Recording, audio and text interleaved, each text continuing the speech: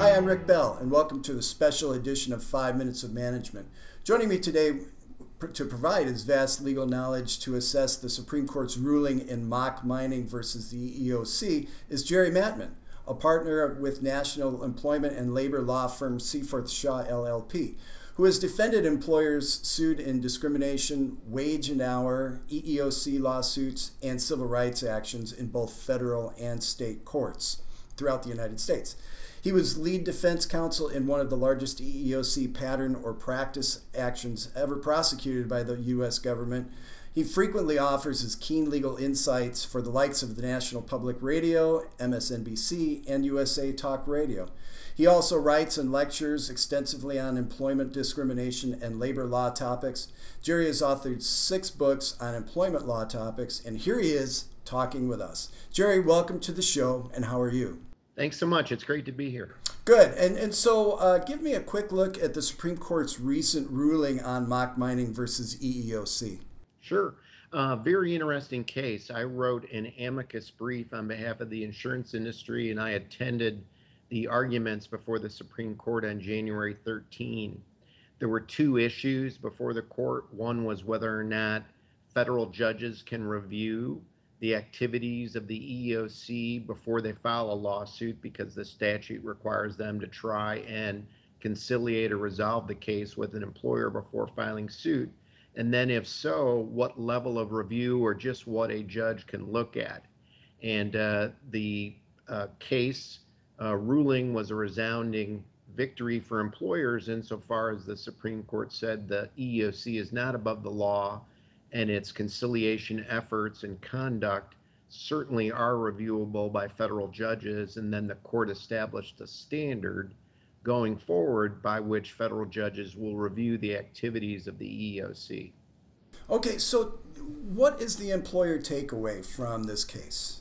Well, there's real world, practical, everyday significance as a result of the ruling. The employer community had complained, and in fact, Congress had conducted hearings on whether or not the EEOC was playing fair and square or abusing its powers under the statute, because in essence, it would say to employers, we've investigated you, we've found discrimination, we want millions of dollars, either pay it, or we're going to file a lawsuit against you, we're going to hold a press conference, and we're going to tell the world that you discriminate against your workforce. And employers said, well, give me an idea of why I should pay all these millions of dollars. How many people are involved? What are their damages?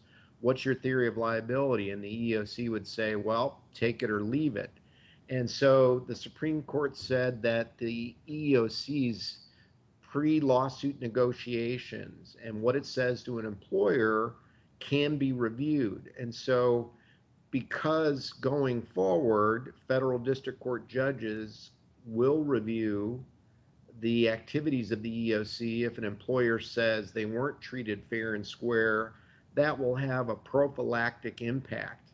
It will have a real world impact on the EEOC's settlement strategy, disclosure of information, and its willingness to play fair and square with employers. So I expect this will have a good effect.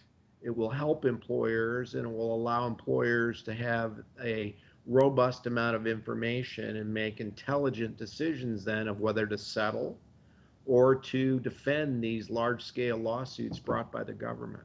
So would you say that this case has taken a little bit of the bite out of the EEOC, which hasn't been exactly employer-friendly over the past several years? Well, the EEOC certainly hasn't been employer-friendly, and if there is such a thing as a bench slap where a court tells the EEOC it's wrong, this decision certainly was, where the Supreme Court said you EEOC are not above the law. So I think that this definitely is an employer victory, defeat for the EEOC, and will have an impact on the way the EEOC enforces the law and does business. All right, so would you say that, what does this ruling say about the Supreme Court and in terms of its future employer-employee cases? Do you get a sense that there's sort of a trend one way or the other? Great question. Difficult to answer insofar as civil rights issues, labor issues, the rights of employee issues typically have resulted in fractured, less than unanimous decisions where 3, 4, 5 justices of the Supreme Court are going one way or another and promoting the interests of business or promoting the interests of unions or workers or civil rights advocates. This case was 9-0 unanimous, where the Supreme Court rejected the government's position. My sense is this is an outlier, and this doesn't mean there's been a shift in the court's thinking.